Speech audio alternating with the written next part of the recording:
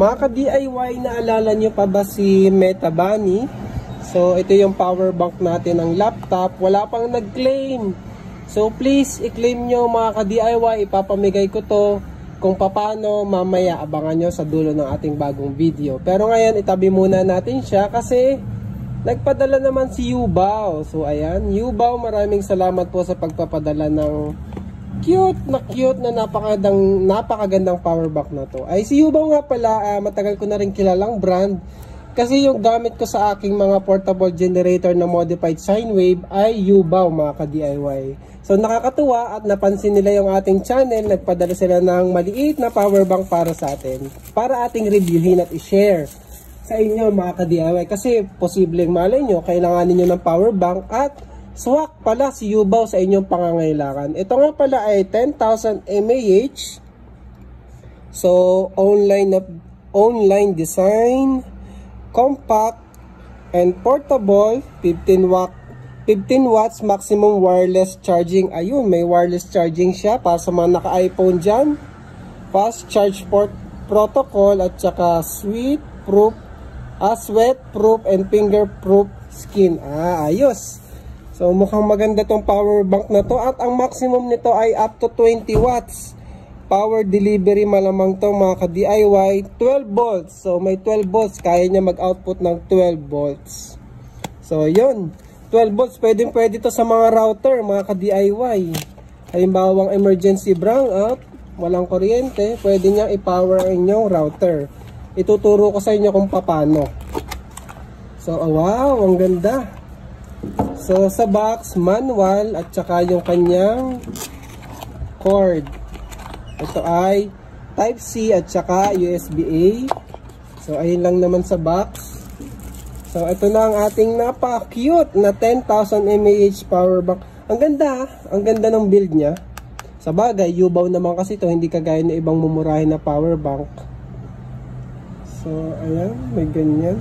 So meron siya ditong quick charge nga itong mga to, tsaka power delivery, tapos lightning port, at saka meron din siyang built-in na cable. O, diba? Uso na yan sa mga power bank ngayon, mga ka-DIY. So, diba? Meron siyang Type-C tsaka lightning. So, matutuwa si Mrs. dito. Sure na sure ako matutuwa siya dito. So, ayun, charging. Working naman kaagad ang tinesting natin na charging cord. Hop, isa pa. Xiaomi kasi ito kaya hindi ito compatible ng sariling charging ni Xiaomi itong cellphone ko na to.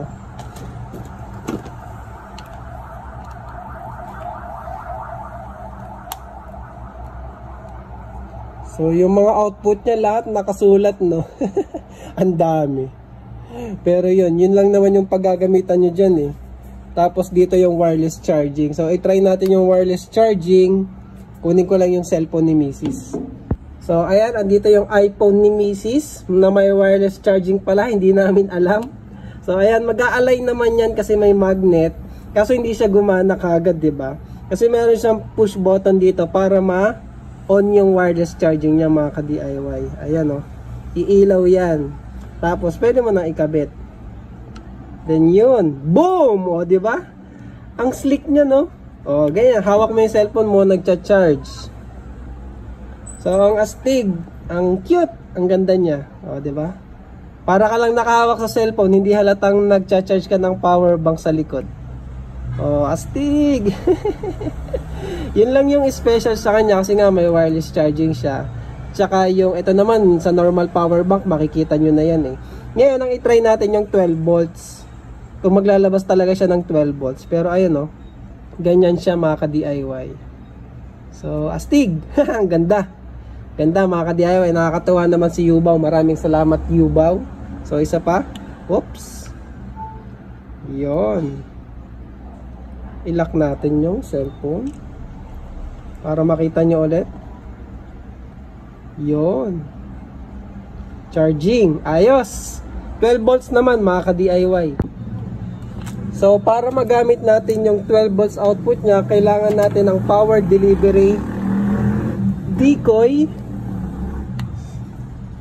So testingin natin kung ma-activate natin yung decoy niya. Ito na rin siguro yung parang battery percentage niya, no, mga ka-DIY. Ayan, no. Siguro pag full charge yan, puno yung 4 na dot na yan. So try natin sa router. Power delivery decoy ito, ha, mga ka-DIY, para ma-activate natin yung 12 volts.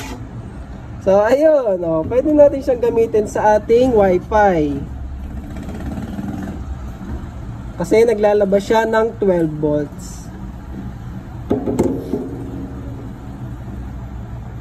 Napakalaking bagay talaga ng power delivery, mga ka-DIY. So in case of emergency at kailangan mo ng power sa inyong router, ito, basta meron ka nitong power delivery decoy, cable, at saka yung power bank na yan, magagamit mo na siya, mga ka-DIY. I-try din natin sa ating DC fan. So ayan, mga ka-DIY, nakasaksak na ang ating DC fan. O, ayan, o. So working. O, emergency, kailangan ng electric fan, pwedeng pwede. Napaka-cute na power bank. Pero syempre hindi nyo yun magagamit ang sobrang tagal kasi 10,000 mAh lang naman to, eh. O, ayan. Ang verdict natin sa power bank ni Yubaw is pasado at napaka-astig kasi madaming gamit.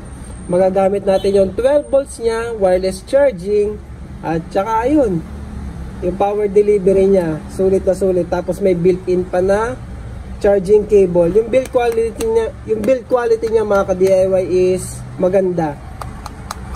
Aluminum ata to, eh. Hindi siya mukhang plastic, eh. O, diba? Parang iPhone yung ano niya, eh, datingan sa quality. So ngayon, paano kayo mananalo kay Meta Bunny na laptop power bank na to? Comment lang kayo below, mga ka-DIY. Comment nyo lang siguro, mine.